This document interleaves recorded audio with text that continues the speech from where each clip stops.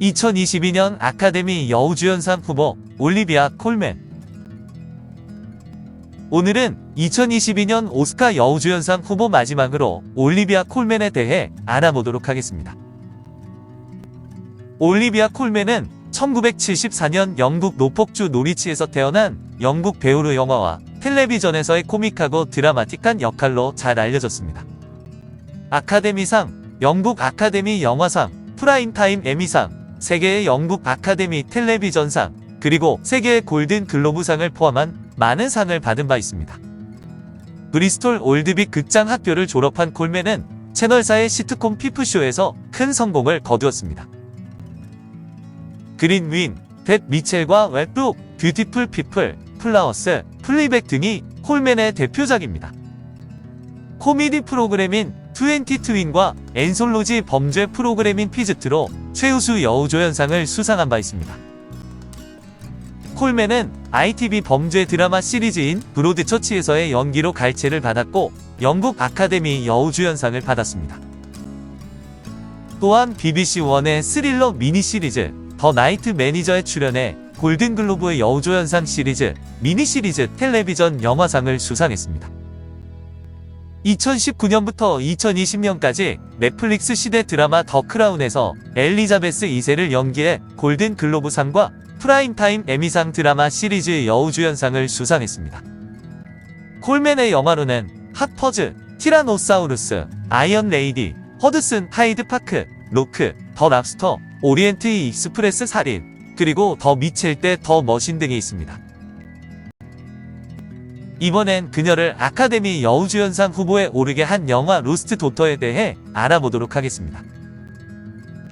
올리비아 콜맨이 연기하는 레나는 남편과 이혼하고 대학교 영어 강사로 일하면서 홀로 두 딸을 키우고 있습니다. 두 딸이 캐나다에 있는 남편에게 가서 레나는 외로웠지만 한편으로 삶의 해방감을 느끼고 이탈리아 남부 작은 해안 마을로 여름 휴가를 떠납니다. 며칠 동안 그곳에서 평온한 시간을 보냈지만 소란스러운 나폴리 가족을 만난 후 마음이 차츰 무거워집니다. 젊은 엄마 니나와 그녀의 딸 엘레나가 인형을 가지고 놀며 단란하게 지내는 모습을 보면서 자신의 모습을 되짚어 보는데 엄마로서 힘든 경험들과 암울한 과거의 문제들을 곱씹게 됩니다. 이 영화는 전 세계적인 베스트셀러 나의 눈부신 친구의 작가 엘레나 페란테의 나폴리 4부작 중 한 편인 잃어버린 아이를 영화화한 작품입니다.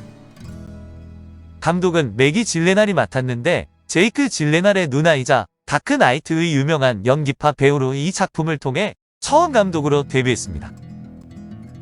세 주연 배우가 모두 현재 잘 나가는 여배우들인데 올리비아 콜맨은 말할 것도 없고 그레이의 50가지 그림자 로스타덤에 오른 다코타 존스나 요즘 바쁘게 활동 중인 제시 버클리도 출연합니다. 현재 로튼토마토 신선도 지수 92%를 달성하며 뜨거운 반응을 얻고 있는데 미국에서는 넷플릭스를 통해 공개되었지만 국내에서는 정식 극장 개봉을 할 것으로 보입니다. 소설 잃어버린 사랑은 성가신 사랑, 버려진 사랑과 함께 나쁜 사랑 3부작인데 세 주인공 모두 나폴리에서 태어나 가부장적인 환경에서 자랐다는 점이 공통점입니다. 엄마의 입장에서 모성애의 어두운 이면을 담고 있는데 레나는 엄마로서 책임감을 다하려는 한편 딸들에게 벗어나 자신만의 삶을 찾고 싶은 이중적인 마음을 진솔하게 보여줍니다. 이번엔 올리비아 콜맨이 지금까지 살아온 길에 대해 알아보도록 하겠습니다. 사라 캐롤라인 콜먼은 간호사 메리와 공인 춘향사 키스 콜맨의 딸로 태어났습니다. 노퍼콜트에 있는 노리치 여고와 그레샴스 스쿨에서 사교육을 받았습니다.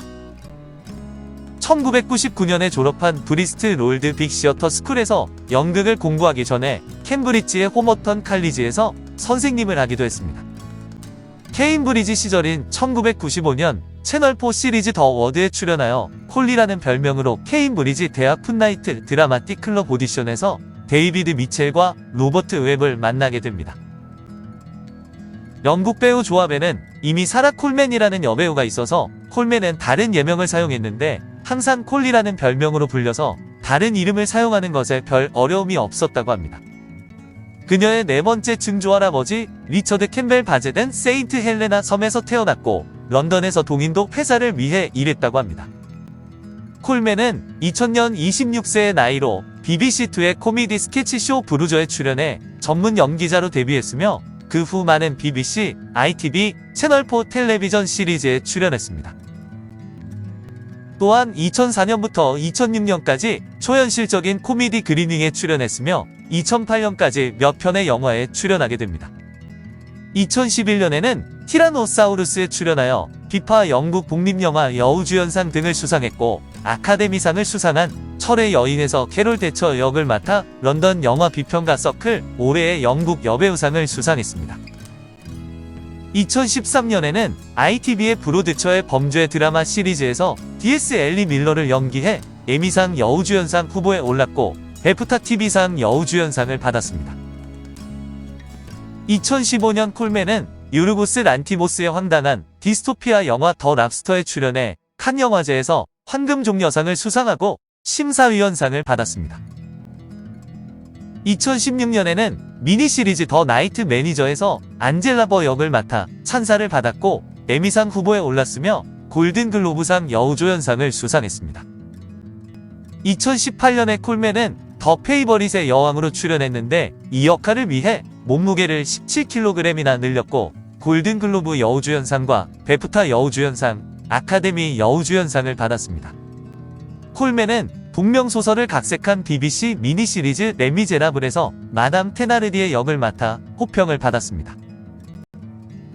이 밖에 넷플릭스 사극 시리즈 더 크라운의 시즌3, 4에서 엘리자베스 2세 여왕으로 캐스팅되었는데 뛰어난 연기로 2개의 미국 배우 조합상, 골든글로브 여우주연상, 에미 여우주연상을 수상했습니다. 2020년에는 앤서니 홉킨스와 함께 플로리안 젤러에서 주연을 맡았는데 선댄스 영화제에서 갈채를 받으며 개봉했으며 치매에 대한 정확한 묘사로 아카데미 여우조연상 후보에 올랐습니다. 2021년 엘레나 페란테의 동명소설을 각색한 매기 질레놀의 심리 드라마 루스트 도터에 출연해 골든글로브상, 미국 배우 조합상, 아카데미 여우주연상 등의 후보에 오르며 비평가들의 찬사를 받았습니다. 이번엔 올리비아 콜맨의 사생활에 대해 알아보겠습니다. 1990년대 후반 공연 중 콜맨은 법률의 환멸을 느끼고 글을 쓰는 것을 좋아했던 당시 법대 3학년생 에드 싱클레어를 만나게 됩니다. 콜맨과 싱클레어는 2001년 8월에 결혼해 3명의 자녀를 두고 있으며 그들은 런던 남부에 살고 있습니다. 2013년부터 그녀는 노리치 영화제 심사위원으로 활동하고 있으며 2020년 11월에는 트랜스우먼에 대한 폭력과 차별을 규탄하는 공개 서한에 서명했습니다. 2014년 8월 콜맨은 국민투표를 앞두고 가디언즈의 스코틀랜드 독립을 반대하는 서한에 서명한 200명의 공인 중 한 명이었습니다. 2013년 미디어의 모든 영역에서 정신건강에 대한 정확하고 책임감 있고 민감한 묘사의 상을 주는 마인드 미디어 어워즈에서 2개의 상을 받았는데 콜맨은 첫 아이를 낳은 후 산후 우울증에 대한 자신의 경험에 대해 빅이슈에서 공개적으로 말했습니다. 2014년 영화 티라노사우루스의 연구에 영감을 받은 콜맨은 영국 자선단체 텐더의 후원자가 되었는데 텐더는 연극과 예술을 통해 젊은이들에게 폭력과 성적 학대를 예방하는 방법을 교육합니다. 2013년 9월 알츠하이머 협회의 호렘 홀 메모리 워크에 참가하였는데 콜맨의 증조할머니는 치매로 고통받았고 그녀의 어머니는 환자들을 위한 요양원을 운영하는 일에 관여했습니다. 그녀는 터미널 질병의 치료를 위한 수서나 호소를 위한 자선 캠페인에도 지원을 아끼지 않았고 2018년에 혈액암 자선단체의 후원자가 되었습니다. 2014년 12월 콜맨은 영국 엠네스티를 대표해 아프가니스탄 여성의 공경을 다룬 BBC 라디오 다큐멘터리에 출연해 아프간 여성들의 이야기를 읽었습니다. 2015년부터 유니세프 UK 대사로 활동해 온 그녀는 2020년에 유니세프의 총재가 되었습니다. 마지막으로 올리비아 콜맨의 출연 영화들을 알아보도록 하겠습니다. 디오안나, 한나.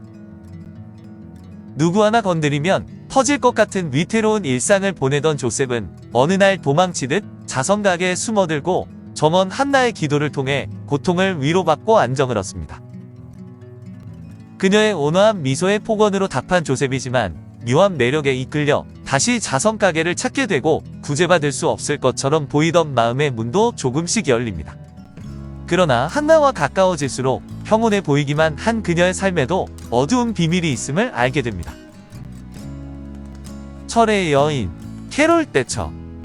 26의 야심만만한 옥스퍼드 졸업생 마가렛은 세상을 바꿔보겠다는 부푼 꿈을 안고 지방의회 의원 선거에 나가지만 낙선하고 맙니다.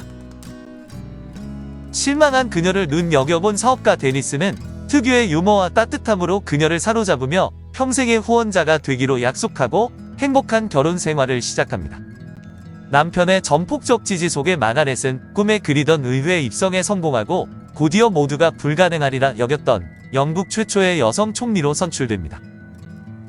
삼선의 성공, 철의 여인이라 불리며 세계적 정치 지도자로서의 위상을 떨치던 그녀는 신념과 정책을 당당히 추진하지만 반대하는 이들과의 격렬한 대치가 이어집니다. 하이드 파크 온 허드슨, 엘리자베스. 1939년 봄 독일의 체코 병합에 이어 폴란드 침공을 준비 중이던 히틀러로 인해 유럽의 전운이 감돌던 1939년 6월 루즈벨트 대통령의 뉴욕 하이드 파크 저택이 배경입니다. 치세 중에 미국을 방문한 역대 최초의 영국 군주 조지 6세와 엘리자베스 여왕을 저택으로 초대해 주말을 함께 보내던 루즈벨트 대통령과 먼 친척 데이지의 영문을 담고 있습니다. 더 랍스터, 호텔 매니저. 가까운 미래, 모든 사람들은 서로에게 완벽한 짝을 찾아야만 하는데 홀로 남겨진 이들은 45일간 커플 메이킹 호텔에 머무르며 완벽한 커플이 되기 위한 교육을 받습니다. 그럼에도 불구하고 짝을 얻지 못한 사람은 동물로 변해 영원히 숲속에 버려지게 됩니다. 근실한 이유로 아내에게 버림받고 호텔로 오게 된 데이비드는 새로운 짝을 찾기 위해 노력하지만 결국 참지 못하고 숲으로 도망을 칩니다. 숲에는 커플을 거부하고 혼자만의 삶을 선택한 솔로들이 모여 살고 있는데 솔로 생활을 유지하기 위한 그들의 절대 규칙은 바로 절대 사랑에 빠지지 말아야 하는 것입니다. 그러나 아이러니하게도 데이비드는 사랑이 허락되지 않는 그곳에서 자신과 같이 근실을 가진 완벽한 짝을 만나고 맙니다. 오리엔트 특급 살인 힐더가드 슈미트. 세계적 명탐정 에르큘 포아로는 사건 의뢰를 받고 이스탄불에서 런던으로 향하는 초호화 열차인 오리엔트 특급 열차에 탑승합니다. 폭설로 열차가 멈춰선 밤 승객 한 명이 잔인하게 살해당하는 사건이 발생하게 되는데 기차 안에서 벌어진 밀실 살인으로 13명의 용의자는 완벽한 알리바이를 갖고 있습니다. 포아로는 현장에 남겨진 단서와 용의자들의 증언을 토대로 미궁에 빠진 사건 속 진실을 찾기 위한 추리를 시작하게 됩니다. 더 페이버릿 여왕의 여자 퀸 앤. 앤은 절대 권력을 지닌 히스테릭한 영국의 여왕입니다. 여왕의 오랜 친구이자 권력의 실세 사라 제닝스와 신분 상승을 노리는 몰락한 귀족 가문 출신의 욕망 하녀 에비게일 힐은 여왕의 총애를 받기 위해 수단과 방법을 가리지 않고 발버둥치기 시작합니다. 이 영화로 콜맨은 아카데미 여우주연상을 수상하게 됩니다. 더 파더 앤. 주인공은 런던에서 평화롭게 삶을 보내고 있었으며 무료한 일상 속 나를 찾아오는 건 딸 앤뿐입니다. 그런데 앤이 갑작스럽게 런던을 떠난다고 말하는 순간부터 앤이 내 딸이 아닌 것처럼 느껴졌습니다. 기억이 뒤섞여 갈수록 지금 이 현실과 사랑하는 딸, 그리고 나 자신까지 모든 것이 점점 더 의심스러워집니다. 마더링 선데이 미시즈 클래리 나이븐. 1924년 3월 30일 어머니의 날을 맞이했지만 미분 가문 저택에서 일하는 하녀 제인 페어차일드는 고아라 찾아갈 가족이 없습니다. 미분 부부는 이웃 아들의 약혼 기념 오찬에 참석하려고 외출했고 텅 빈 집에 제인은 혼자 있게 되어 비밀 연인 폴 셰링엄과 함께 둘이서 온전히 보낼 수 있는 드문 기회를 얻었습니다. 폴은 근처에 살고 있는 영주의 아들이며 엠마라는 소꿉친구와 약혼했지만 제인과 7년 가까이 몰래 만나고 있습니다. 이 날은 제인과 폴이 함께하는 마지막 날이었으며 예상치 못한 사건으로 제인의 운명이 영원히 바뀝니다. 올리비아 콜맨을 마지막으로 여우주연상 후보들에 대한 소개를 마치고 이어서 여우조연상 후보들을 소개하도록 하겠습니다.